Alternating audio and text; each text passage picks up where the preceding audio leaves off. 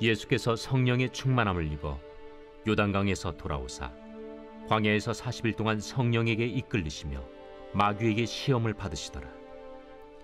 이 모든 날에 아무것도 잡수시지 아니하시니 날수가 다함에 줄이신지라. 마귀가 이르되 네가 만일 하나님의 아들이거든 이 돌들에게 명하여 떡이 되게 하라. 기록된 바 사람이 떡으로만 살 것이 아니라 하였느니라. 마귀가 또 예수를 이끌고 올라가서 순식간에 천하 만국을 보이며 이르되 이 모든 권위와 그 영광을 내가 네게 주리라. 이것은 내게 넘겨준 것이므로 내가 원하는 자에게 주노라. 그러므로 네가 만일 내게 절하면 다 내 것이 되리라. 기록된 바 주 너의 하나님께 경배하고 다만 그를 섬기라 하였느니라. 또 이끌고 예루살렘으로 가서 성전 꼭대기에 세우고 이르되 내가 만일 하나님의 아들이거든 여기서 뛰어내리라. 기록되었으되 하나님이 너를 위하여 그 사자들을 명하사 너를 지키게 하시리라 하였고 또한 그들이 손으로 너를 받들어 내 발이 돌에 부딪히지 않게 하시리라 하였느니라. 주 너의 하나님을 시험하지 말라 하였느니라.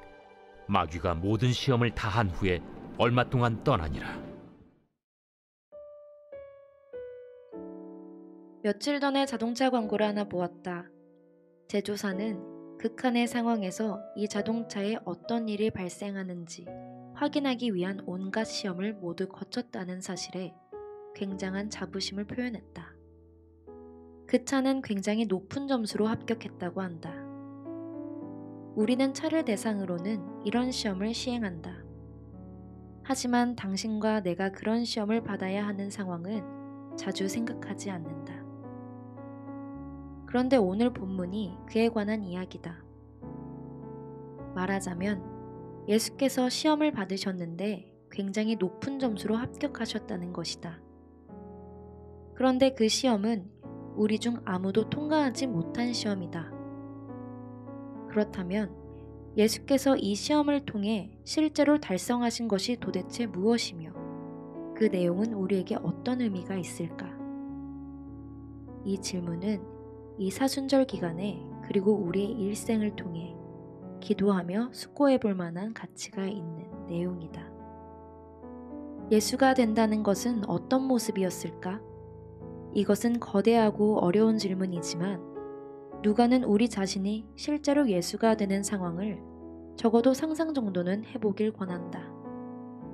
첫째, 예수는 매우 굶주린 상태셨지만 자기 몸을 자제하는 법을 알고 계셨다. 둘째, 그는 직전에 세례를 받으면서 들은 내용 때문에 자신이 진정 하나님께서 메시아로 이스라엘과 세상의 왕으로 불러 세우신 존재라는 사실을 알고 계셨다. 하지만 하나님께서 원하시는 메시아와 왕의 모습이 되기 위한 옳은 방식과 그릇된 방식이 존재한다는 사실도 알고 계셨다. 셋째, 그는 하나님의 백성을 그가 받은 소명에 협력하도록 지도해야 한다는 사실을 알고 계셨다. 하지만 이번에도 백성을 안도하는 옳은 방식과 그릇된 방식이 있을 것이다. 여기서는 이거 쉽지 않았겠는걸? 이란 말도 굉장히 절제된 표현이다. 이 이야기 속에는 신체적 욕구와 야망, 명예 같은 강력한 욕망에 맞서 깊게 고뇌하고 자기를 성찰하고 개인적으로 투쟁하는 한 인간의 모습이 있다.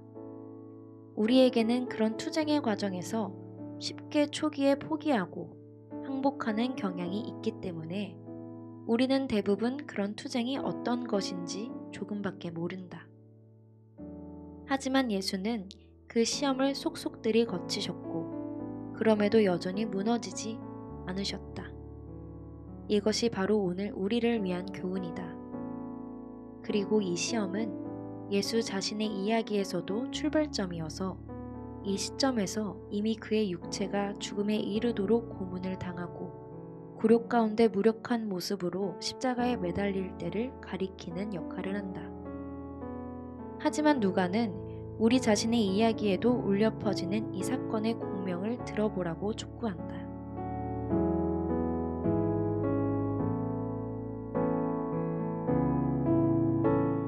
오늘의 기도.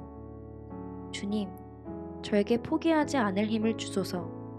주님의 말씀을 찾게 하시고 주님이 저를 불러 되라고 하신 모습과 행하라고 하신 일들을 기억하게 하시고 주님의 도움을 힘입어 어떤 시험이 닥치더라도 잘 통과하게 하소서.